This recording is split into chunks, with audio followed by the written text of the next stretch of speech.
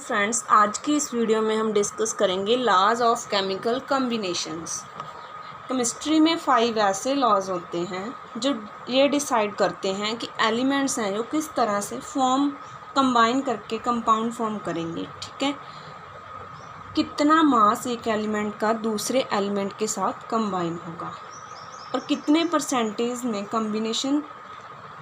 Combination होगा, कितना मोल में कम्बिनेशन होगा और कितनी गैस कितनी रेशो में, कौन सी गैस कितनी रेशो में है, ये सब कौन डिसाइड करता है। इनको हम बोलते हैं laws of chemical combination. First of all 5 laws हैं केमिस्ट्री में। Laws of conservation of mass, laws of definite proportions, law of multiple proportions, Gay-Lussac's law of gaseous volumes and Avogadro's law. First law है law of conservation of mass. It states that matter can neither be created nor be destroyed. According to this law, कोई भी compound हम बनाते हैं तो जो reactant का मास है वो प्रोडक्ट के मास के इक्वल रहेगा। फॉर एग्जांपल के लिए जैसे कि हम लेते हैं वाटर में क्या होता है। फॉर एग्जांपल क्या होगी इसकी, H2 प्लस हाफ O2 क्या बनेगा, H2O। H2 का जो एटॉमिक मास है वो कितना है, 2 ग्राम, एंड ऑक्सीजन का 16 ग्राम। टोटल मास है वो कितना हुआ, 8 ग्राम। अगर रिएक्टेंट्स हैं और प्रोडक्ट है, sum of mass of reactants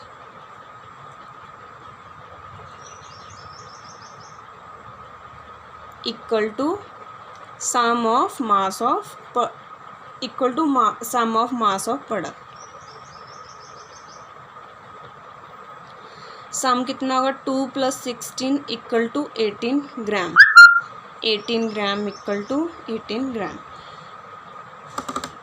एक और एग्जांपल ले लेते हैं, CO2 carbon dioxide, C + O2 क्या फॉर्म करेगा, CO2। कार्बन का एटॉमिक मास 12 एंड ऑक्सीजन के 2 मॉलिक्यूल है तो उसका मास 32। टोटल कितना हो जाएगा, 44। अगर इन दोनों को प्लस करेंगे तो सेम किसके होगा, 44 के। 12 + 32 equal to 44। In chemical reactions the total mass of reactants, जो टोटल मास है रिएक्टेंट्स का, would be always equal to total mass of products. किसके इक्वल होता है, टोटल मास ऑफ प्रोडक्ट्स। इसके हैंड रिटन नोट्स हैं, इनमें से आप स्क्रीनशॉट भी ले सकते हो। क्या है, this law states that matter can neither be created nor be destroyed. Matter है, जितना हम लेंगे उतना ही हमें मिलेगा, डिस्ट्रॉय नहीं होएगा। मास क्या है, सेम रहेगा रिएक्टेंट और प्रोडक्ट का। एग्जाम्पल ही है वाटर की, और एक और एग्जांपल लिख सकते हो इसमें कार्बन डाइऑक्साइड की, जो मैंने करवाई है। ठीक है, इन केमिकल रिएक्शन का टोटल मास ऑफ रिएक्टेंट्स का जो टोटल मास है वो किसके इक्वल है, total mass of products. Second law आता है हमारा लॉ ऑफ डेफिनेट प्रोपोर्शंस। किसके द्वारा दिया गया है, जोसेफ प्रोस्ट। ठीक है, this law states that the compound always contains, इसके भी हैंड रिटन नोट्स हैं, आप देख सकते हो। This law states that the compound always contains exactly the same proportions of elements by weight. इसके अकॉर्डिंग क्या है, कोई भी केमिकल कंपाउंड है वो कहीं से भी बना है तो उसका क्या है, जहाँ से भी बना हो उसके अंदर जो एलिमेंट्स होंगे वो सेम होंगे और उसी फिक्स रेशो ऑफ मास में होंगे। कहीं से भी बनाओ, मान लो हमने ले लिया, एक वाटर लिया है हमने, 3 जनों ने वाटर लिया, एक ने ले लिया सी वाटर और सेकंड ने ले लिया रेन वाटर और थर्ड ने ले लिया टैप वाटर। उसकी रेशियो फाइंड आउट करनी है हाइड्रोजन और ऑक्सीजन की। वाटर सेम फार्मूला होगा H2O H2O H2O, और रेशियो कितनी होगी 2:16 2:16 2:16। ठीक है, कितना हो जाएगा 1:8 1:8 एंड 1:8। मतलब क्या है कि हम एलिमेंट्स को कंपाउंड है जो कहीं से भी ले लें, जैसे वाटर लिया है, एक ने सी वाटर लिया, दूसरा वाटर लिया, ठीक है, कहीं से भी ले लें, जो उनकी रेशियो होगी वो सेम होगी। वाटर कहीं से भी लिया, रेशियो कितनी है 1:8 1:8 1:8। नेक्स्ट एग्जांपल है इसकी CO2 कार्बन डाइऑक्साइड। ठीक है, इसकी भी रेशियो सेम रहेगी 12 ग्राम प्लस 32 ग्राम। मतलब क्या है, पहले हम बना रहे थे, अब कंपाउंड लेना है, जो प्रोडक्ट बना था हमारा उसकी रेशियो देखनी है दूसरे तरीके से। ठीक है, नेक्स्ट क्या है, जो एक्सपेरिमेंट किया है जोसेफ ने। Proust works with 2 samples of cupric carbonate लिया उसने, एक नेचुरल सैंपल लिया और एक सिंथेटिक सैंपल लिया। उसने क्या किया, उसने देखा कि कॉपर, ऑक्सीजन, कार्बन सबकी रेशो चेक की उसने। तो जो नेचुरल सैंपल था उसमें भी 51.35 थी, और जो सिंथेटिक सैंपल था उसमें भी। ठीक है, ऑक्सीजन की रेशो भी सेम थी और कार्बन की रेशो भी सेम थी।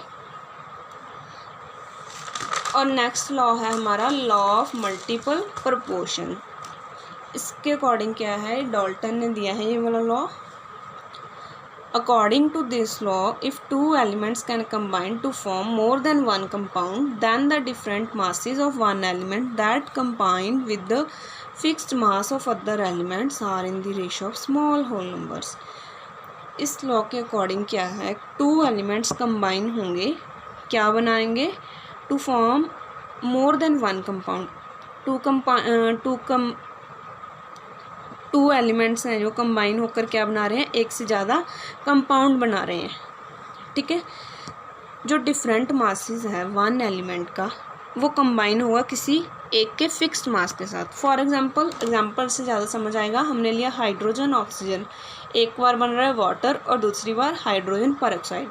इसमें क्या है, हाइड्रोजन का जो मास है वो फिक्स है, कंबाइन किसके साथ हो रहा है, ऑक्सीजन के डिफरेंट मास के साथ। ठीक है, वाटर बना, यहाँ पर हाइड्रोजन का मास है 2 ग्राम और ऑक्सीजन का 16 ग्राम। नेक्स्ट क्या है, हाइड्रोजन का 2 ग्राम एंड 32 ग्राम है ऑक्सीजन का। हाइड्रोजन पेरोक्साइड बना और वाटर बना। ठीक है, तो ये लॉ क्या कहता है कि सेम एलिमेंट्स हैं जो डिफरेंट मास होगा उनका, एक का मास फिक्स होगा और दूसरे का डिफरेंट होगा, वो दोनों क्या है कंबाइन करेंगे, तो जो डिफरेंट है उसकी रेशो है एक स्मॉल होल नंबर होगी। जैसे 16:32 कितना हुआ 1:2, स्मॉल होल नंबर है। नेक्स्ट लॉ है हमारा Gay Lussac's law of gaseous volumes. According to Gay Lussac के अकॉर्डिंग क्या है, according to this law when gases combine और produced in a chemical reaction, जो गैसेस हैं वो कंबाइन की जाती हैं या फिर प्रोड्यूस होती हैं किसमें, केमिकल रिएक्शन में। They do so in a simple ratio by volume, वो क्या होती हैं, सिंपल रेशो में होती हैं, किसकी तरह, वॉल्यूम में। All the gases are at same temperature and pressure, जो गैसेस हैं उनका टेम्परेचर और प्रेशर क्या है, सेम होगा। जैसे H2 + ½ O2 क्या बना रहा है, वाटर, इसकी 100 ml 50 ml, इसकी कितनी है 100 ml। तो रेशो क्या होगी इन दोनों की, 100:50, 2:1, सिंपल रेशो होगी। ये क्या था, Gay Lussac's law of gaseous volumes. Next law है हमारा एवोगाड्रोस लॉ। एवोगाड्रोस लॉ है जो in 1811 Avogadro proposed that the equal volume of gases at the same temperature, जो equal volume है gases का same temperature and pressure पर should contain equal number of molecules। ठीक है, इसके अकॉर्डिंग क्या है, gases हैं, इक्वल वॉल्यूम ऑफ गैसेस का जो इक्वल वॉल्यूम है at same temperature and pressure should contain, उनमें मॉलिक्यूल्स क्या है, नंबर ऑफ मॉलिक्यूल्स क्या है, सेम होंगे। फॉर एग्जाम्पल क्या है बुक में दी हुई है, if we consider, according to Avogadro, if we consider again the reaction of hydrogen and oxygen to produce water, we see that 2 volumes of hydrogen combine with 1 volume of oxygen. Hydrogen है, उसका क्या है 1 volume of hydrogen किसके साथ react कर रहा है, 2 volume hydrogen है, 1 वॉल्यूम ये रहा और 1 वॉल्यूम ये रहा, किसके साथ कंबाइन हो रहा है, 1 वॉल्यूम ऑफ ऑक्सीजन। तो क्या बनेगा, 2 volumes of water vapours leaving any unreacted oxygen. Each box contain equal number of molecules. In fact Avogadro could explain the above result by considering the molecules to be polyatomic. Avogadro ने क्या माना है इनको, polyatomic. If hydrogen and oxygen were considered as diatomic,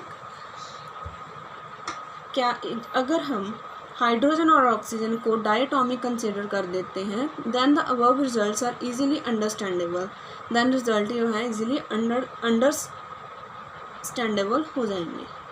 Dalton and other believes at that time that atoms of the same kind cannot combine and molecules of oxygen or hydrogen containing 2 atoms did not exist. Dalton ने क्या कहा, atoms हैं जो same kind के वो combine नहीं कर सकते और मॉलिक्यूल्स हैं ऑक्सीजन और हाइड्रोजन के 2 एटम्स जो हैं उनमें एग्जिस्ट नहीं कर सकते। After about 50 years, in 1860, first international conference on chemistry was held in Karlsruhe, Germany, to resolve various ideas. At the meeting, Stanislaw Cannizzaro presented a sketch of course of chemical philosophy which emphasized the importance of Avogadro's work. This is all about 5 laws of chemical combination. Thank you.